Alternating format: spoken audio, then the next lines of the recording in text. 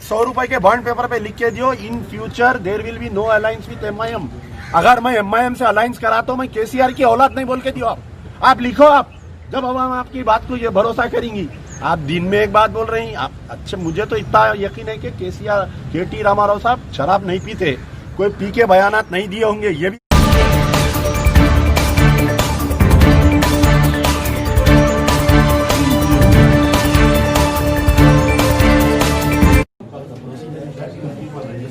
भाई कुछ बोल रहे हैं डॉक्यूमेंट ऑफ द पार्टी कर रहा हूँ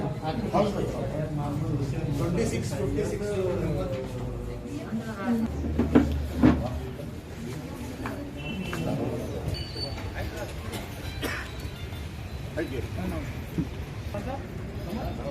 सामने ऐसा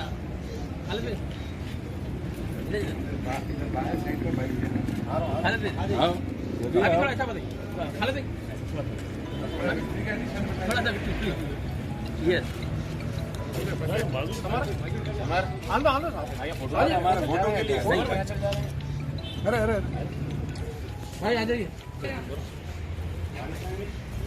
ये साहब अभी जो है आजमपुरा म्यूनसिपल डिवीजन से मेरी वाइफ मिसेस अस्मा खातून नॉमिनेशन फाइल किए हैं, क्योंकि आजमपुरा वार्ड जो है ये लेडीज़ रिजर्व के लिए है, जहाँ पर मैं पहले कारपोरेटर था। बदमाशी के तौर पे बोलिए या आपके ये वार्ड को रिजर्व किया गया था, तो इस वार्ड के ऊपर अस्मा खातून MBT सपोर्टेड कैंडिडेट की तरफ से नॉमिनेशन अभी फाइल किए हैं। मुझे उम्मीद है कि मेरा साबिक़ा रिकॉर्ड देखते हुए आजमपुरे की आवाम भारी अक्सरियत से अस्मा खातून को कामयाब करेगी, पहली चीज़। अब दूसरी चीज़ ये है कि इतना आनंद फानंद में, इतनी गड़बड़ में, इतनी उजलत में, पता नहीं हमारे KCR साहब को कौन से पुजारी ने वक्त दे दिया या कौन सा ये लोग बताए ये इलेक्शन किया जा रहा है। यानी रिटर्निंग ऑफिसर्स को ट्रेनिंग नहीं दी गई, कोई मटेरियल नहीं है, फॉर्म्स नहीं है वहाँ पर, यानी कोई मटेरियल ही नहीं है। रिटर्निंग ऑफिसर्स इतना परेशान है। और सबसे पहली चीज़ जो है, नॉमिनेशन फॉर्म जो दिए, वो नॉमिनेशन फॉर्म में जो है सन ऑफ डॉटर ऑफ है, उसमें वाइफ ऑफ का जिक्र ही नहीं है उसके अंदर।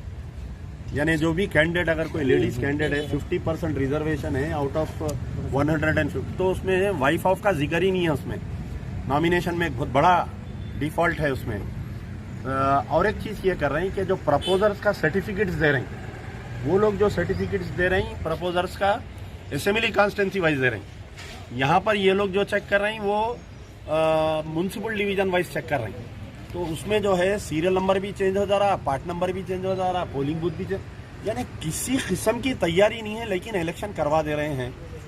ये हालिया कोविड-19 से लोग परेशान हैं, फिर ऊपर से आपके ये जो हालिया बारिश हुई, more than 5 lakh voters of the old city और न्यू सिटी अभी घरों में नहीं है साहब। कौन आके वोट डालता बताइए? पूरा बाबा नगर खाली पड़ा हुआ है, आपके मुसरा नसीब नगर, गुलशन इकबाल कॉलोनी, कृष्णा रेड्डी नगर, बालागंज, तालाब कट्टा, भवानी नगर, घरों में लोग अभी अंदर दाखिल नहीं हुए। और हमारे चीफ मिनिस्टर साहब को इलेक्शन करवाने का सुधर गया। यहाँ पर इलेक्शन इज नॉट इम्पॉर्टेंट, लोगों की जान वो है, तो इसके बावजूद इलेक्शंस करवाए। और एक साजिश की गई कि ना, आप देखिए कि 2 बॉडीज होते हैं इलेक्शन करवाने के लिए, एक होता है इलेक्शन कमीशन ऑफ इंडिया और एक होता है स्टेट इलेक्शन कमीशन, जो लोकल बॉडी से इलेक्शंस कराते हैं।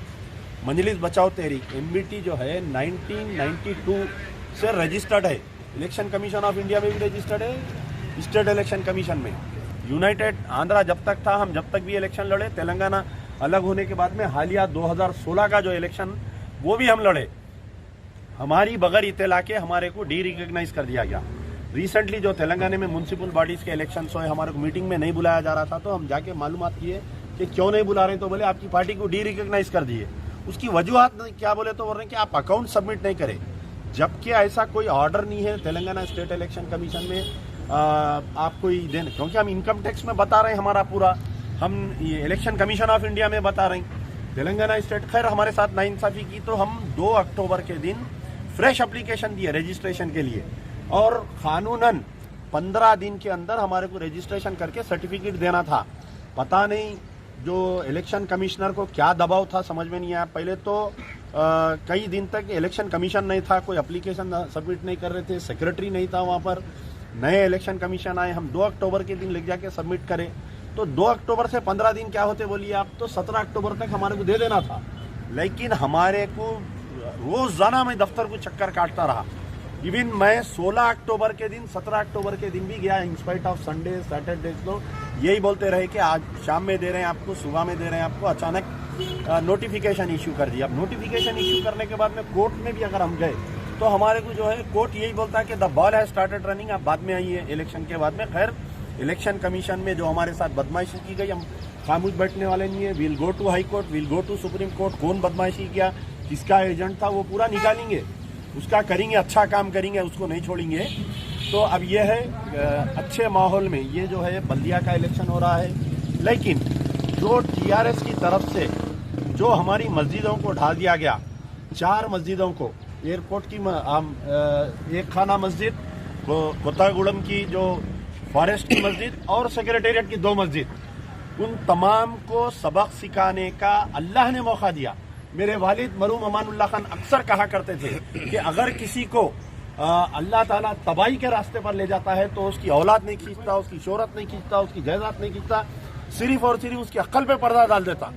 तो ये दुब्बाका का बाई इलेक्शन के रिजल्ट से केसीआर साहब हैरान होके, परेशान होके अचानक तरीके से ये जो इलेक्शन का ऐलान करे, मुसलमानों को और खास तौर पर हिंदुओं को, क्योंकि सेक्रेटेरिएट में उनकी एक मंदिर को भी तोड़ा गया, तो इनको सबक सिखाने का एक सही मौका मिला है।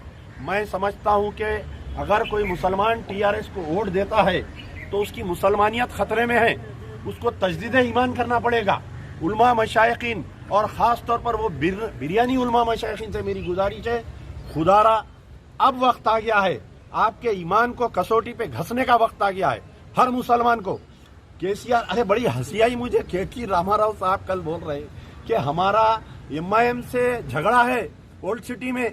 ये नूरा कुश्ती हुआ करती थी पहले, आपको मालूम है कि पहले से तय रहता था कौन सा पहलवान जीतेगा, कौन सा पहलवान हारेगा। WWF की एक आज भी कुश्ती होती।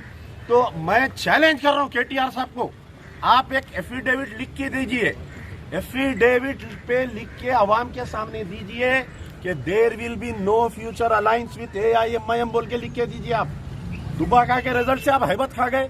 अरे वो बीजेपी की जीत नहीं है, कौन बेवकूफा तुम्हारे को रिपोर्ट डाल रहे हैं वो समझ में नहीं आ रहा। वो कैंडिडेट की शख्सी जीत है, वो ना टीआरएस की हार है ना बीजेपी की जीत है। एक असेंबली कॉन्स्टिट्यूंसी की जीत से आप परेशान होके आप बोल रहे हैं कि मेरा एमआईएम से ताल्लुक नहीं है, हम अकेले लड़ेंगे, हम 10 सीट लेंगे। आप 10 नहीं 15 लियो। लास्ट टाइम जब इलेक्शन हुआ तो हैदराबाद के 50 जो कारपोरेटर के सीट्स में 38 सीट्स में टीआरएस सेकंड पोजीशन पे है। आप हिम्मत है लड़ो भाई आप, मगर ये झूठ क्यों बोल रहे हैं आवाम के सामने। आप एक एफिडेविट पे लिखिए, अपने ट्विटर अकाउंट पे ट्वीट करिए कि आई एश्योर यू, 100 रुपए के बॉन्ड पेपर पे लिखो आप, केटीआर साहब 100 रुपए के बॉन्ड पेपर पे लिख के दियो, in future there will be no alliance with MIM. अगर मैं एमआईएम से अलायंस कराता हूं मैं केसीआर की औलाद नहीं बोल के दियो। आप लिखो, आप जब अवाम आपकी बात को ये भरोसा करेंगी। आप दिन में एक बात बोल रही हैं आप। अच्छा, मुझे तो इतना यकीन है कि के.टी. रामाराव साहब शराब नहीं पीते, कोई पी के बयानात नहीं दिए होंगे, ये भी यकीन है मुझे। तो अवाम बेवकूफ है या आप अवाम को बेवकूफ बनाना चाह रही? आप बोल दे रही कल अगर आप अलायंस में आए, स्टैंडिंग कमेटी में अगर एमआईएम के मेंबर्स को जैसा साबिका में लिए थे अगर आप दोबारा लेंगे तो मैं समझूंगा आप केसीआर की औलाद नहीं है। शुक्रिया, थैंक यू।